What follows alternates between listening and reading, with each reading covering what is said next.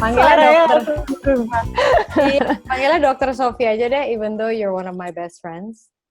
Jadi gini, kan Yes. sekarang kita ini kan udah masuk di new normal ini, di mana orang-orang sudah mulai bekerja, bahkan lo juga sebagai dokter, nggak ada tuh yang namanya kemarin work from home. You actually nggak pernah work from home. Nah, sekarang semua orang udah mulai kerja di luar.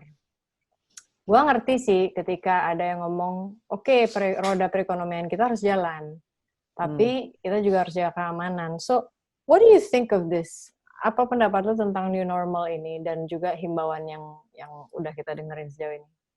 Ya, jadi sebenarnya memang yang harus kita pahami adalah ini istilah new normal ini bukan berarti kita kembali ke normal. Karena mungkin paradigma yang harus kita pahami adalah there is no going back to normal. Sampai di titik di mana mungkin kita sudah ada vaksin, sampai saat itulah kita tidak akan bisa kembali ke normal.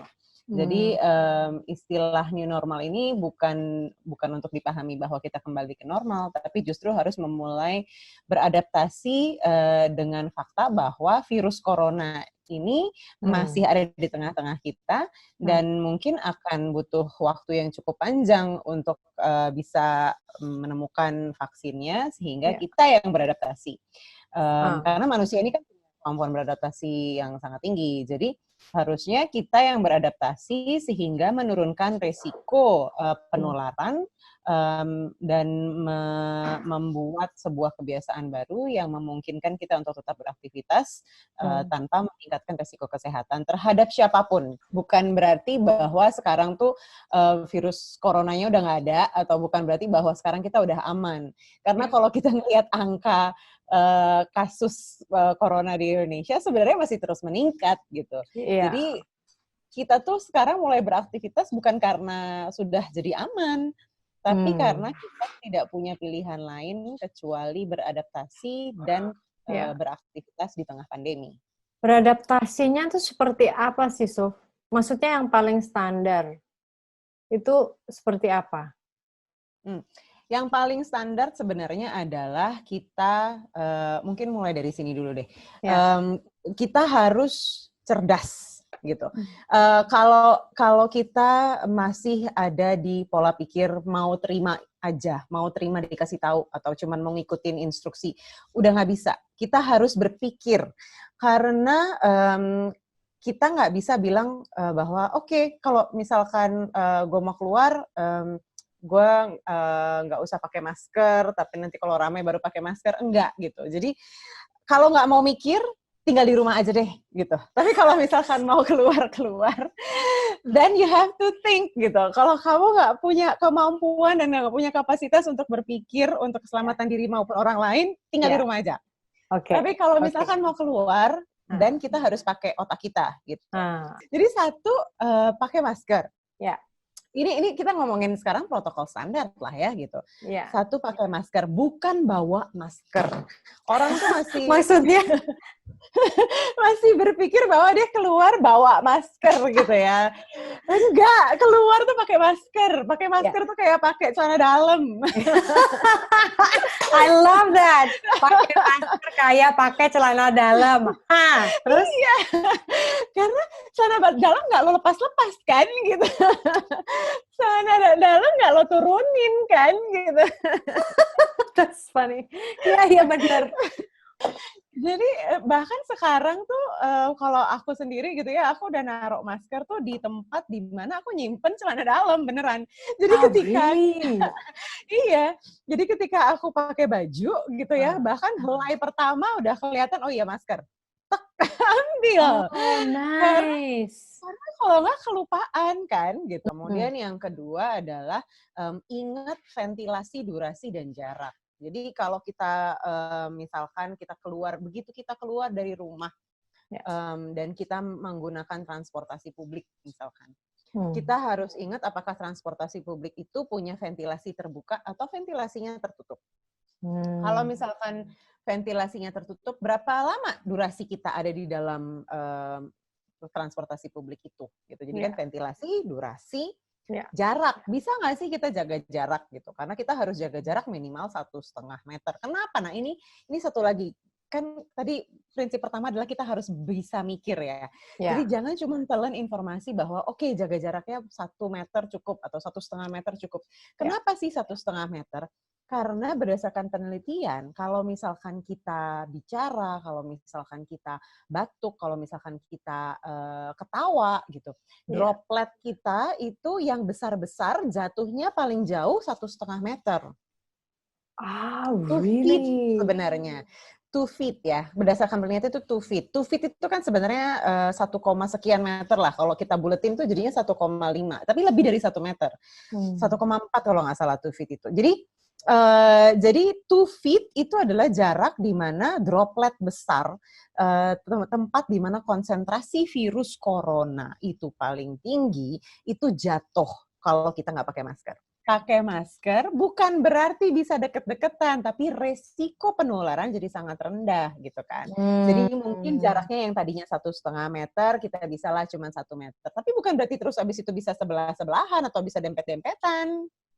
Oke. Gitu. Terus gimana dengan orang yang misalnya kerjanya itu emang harus berkelompok, so? Kan gue dari industri film.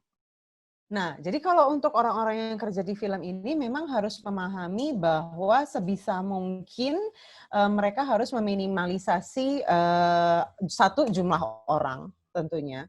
Terus yang kedua adalah kalau misalkan bisa memastikan bahwa ventilasi atau sirkulasi udara itu terbuka, ataupun kalau tertutup dikasih sirkulasi gitu. Jadi kayak kalau misalkan di ruangan, contohnya misalkan kayak di kantor gitu ya. Ada perkantoran-perkantoran yang memang sekarang udah, ya kan, dan itu di ruang tertutup. Jadi yang mereka lakukan atau cara mitigasinya gimana? Dibuat beberapa jam sekali, dibuka ventilasinya.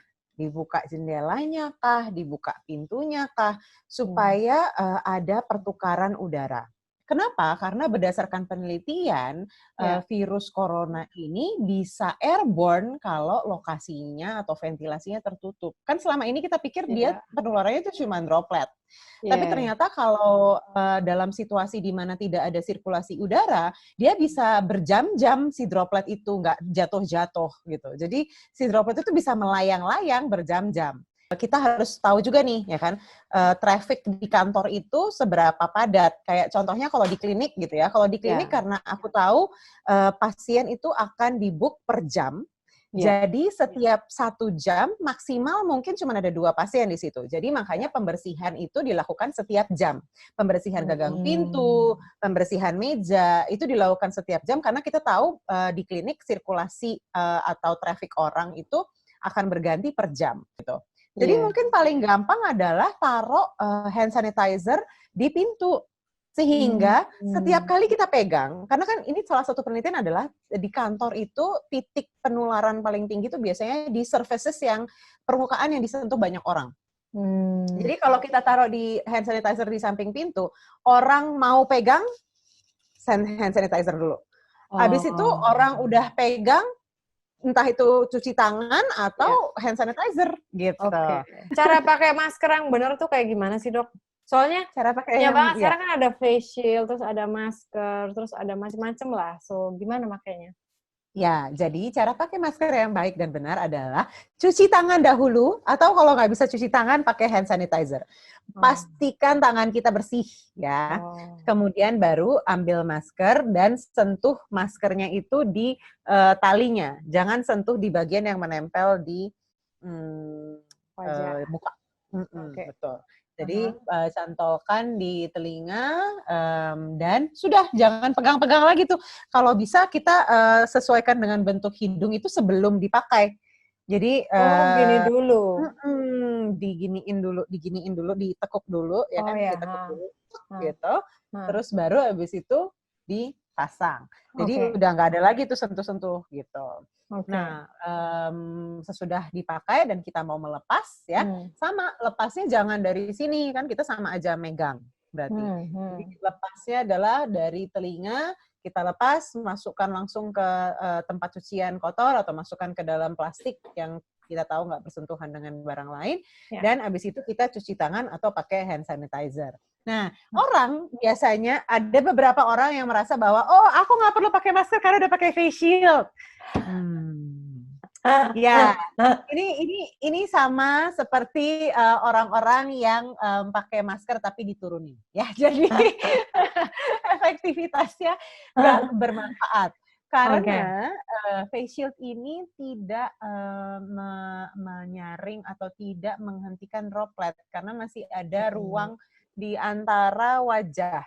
Ya. Jadi yang ada ini memberikan rasa aman palsu.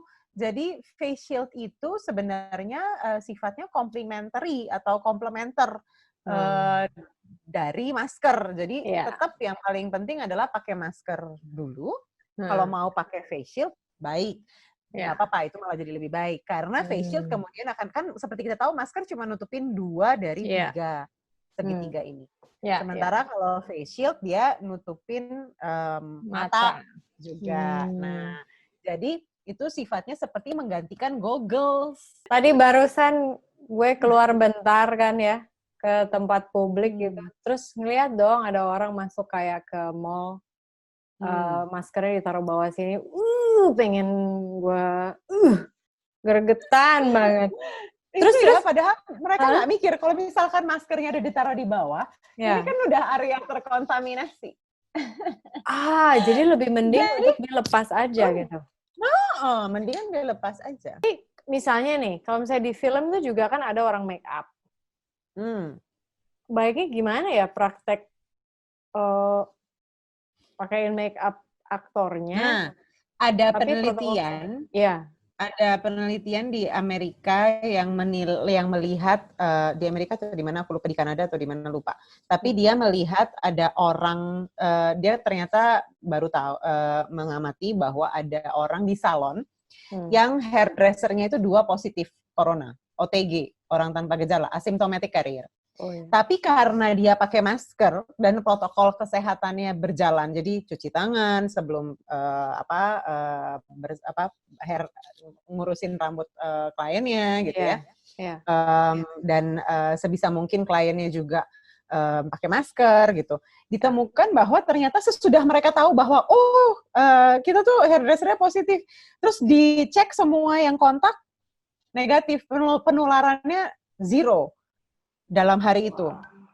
Jadi intinya sebenarnya kalau misalkan kita punya protokol kesehatan yang ketat dan menaati atau disiplin pakai masker, cuci tangan, atau pakai hand sanitizer gitu. Jadi kalaupun jarak antara 2 orang itu nggak bisa selalu dijaga jauh, tetap resiko penularannya rendah gitu. Jadi ini sebenarnya kan kayak kita mau perang nih, ya kan? Lawan kita corona virus, tapi kita punya segudang amunisi. Jadi mungkin kalau misalnya aku kebayang kalau misalnya alat make up segala macam, selama alat-alat make up itu selalu dibersihkan atau dicuci, terus juga mungkin tidak membagi alat make up itu dengan orang lain, itu masih possible ya, Sof? Betul, itu sangat possible. Jadi mengurangi, ini kan termasuk mengurangi barang yang dipakai bersama, ya kan? Itu jadi, penting ya, Sof? Mengurangi barang yang dipakai bersama. Betul. Karena terutama kalau dalam hal ini makeup ya, karena makeup kan bersentuhan dengan wajah. Dan bersentuhan sama bibir, bersentuhan sama mata gitu. Jadi benar-benar di mana lendir atau cairan tubuh itu berkumpul gitu. Jadi kalau dalam hal permakeupan ini ya memang jadinya sangat penting untuk kita pakai alat makeup sendiri atau sesudah dipakai orang lain dicuci dulu atau disanitize dulu baru dipakai oleh kita. Nyucinya tuh kayak gimana ya? Pakai alkohol atau sebenarnya ada yang bilang dengan sabun aja cukup kan sebenarnya. Mild soap aja sebenarnya udah cukup. Sama seperti kalau kita bersihin alat makeup pada umumnya kan. Karena alat makeup ini kan biasanya oil based ya. Jadi kalau nggak pakai sabun kan sisa makeupnya susah hilang. Sabun yang bisa kita pakai aja sebenarnya udah cukup. Kalau ada UV tuh, kemarin gue sempet lihat loh, Sof. Kayak alat-alat itu tuh ditaruh di UV. Itu apa sih, Sof? Ya, jadi UV itu juga termasuk salah satu cara untuk mensterilisasi alat yang dipakai bersama. Jadi cara kita melawan virus ini kan sebenarnya dengan mematikan virus ini lewat beberapa cara. Kalau sabun itu karena sifat yang menarik air, dia meruntuhkan kulit virus. Nah, kalau UV itu karena sifatnya yang merusak atau yang manggang. Jadi yang kan UV itu sebenarnya dalam konsentrasi tertentu memang berbahaya juga buat kita gitu, bisa gosong gitu kan. Nah, sama gitu. Kalau di virus dia juga kulit lapisan luarnya itu juga ya gosong lah istilahnya gitu ya, sama UV ini gitu. Jadi tidak mampu untuk hidup gitu. Jadi bisa pakai sabun, bisa pakai UV light, bisa pakai alkohol. Karena alkohol juga merusak lapisan lemak dari virus itu. Ini kan misalnya ya, kan kita sekarang tahu punya 2 macam tes kesehatan. Ada rapid test, ada CPR test atau yang kita sebut dengan swab test. Ya. Mungkin coba dijelaskan dulu 2 tes ini tuh apa dan apa bedanya? Ya, jadi kalau rapid test ini kan menilai antibodi. Jadi reaksi tubuh terhadap si virus yang biasanya timbul, si antibodi ini timbul kalau kita sudah memerangi si virus tersebut. Jadi biasanya respon rapid test ini terlambat. Jadi ada rentang waktu 7-10 hari sampai antibodi itu timbul. Dan dari penelitian tingkat akurasi rapid test ini pun masih rendah. Kalau nggak salah sekitar 60-70%. Nah, jadi karena itu sebenarnya tingkat akurasi yang rendah ini membuat adanya false negatif. Ya, false negatif kan kelihatan negatif, tapi sebenarnya bukan negatif, malah positif gitu kan. Kalau PCR dia menilai menilai virus itu sendiri. Jadi apakah ada, dia melihat DNA virus atau RNA ya. Kalau virus itu namanya RNA, itu kayak kita punya DNA gitu. Nah, jadi si PCR ini melihat apakah virus ini sudah ada di dalam tubuh kita. Jadi PCR itu lebih akurat jelas karena yang dia nilai bukan reaksi tubuh terhadap virus, tapi yang dia nilai langsung adalah virusnya. Wow, lah dari sejak terpapar kemudian virusnya masuk gitu ya, dan virusnya masuk ke dalam tubuh kita itu udah bisa ketahuan sama PCR. Jadi window periodnya dia atau rentang periode di mana PCR itu bisa akurat itu jadinya lebih pendek. Kalau tadi rapid test itu 7-10 hari, kalau PCR itu dalam waktu 24 jam udah bisa ketahuan. Wow. Nah, memang idealnya kalau kita bicara, aku akan tarik analogi dari dunia olahraga. Idealnya adalah kalau kita lihat di dunia olahraga itu kayak liga sepak bola yang sudah mulai. Liga sepak bola ini sebelum dimulai di luar negeri, semua pemain di PCR, dilakukan PCR.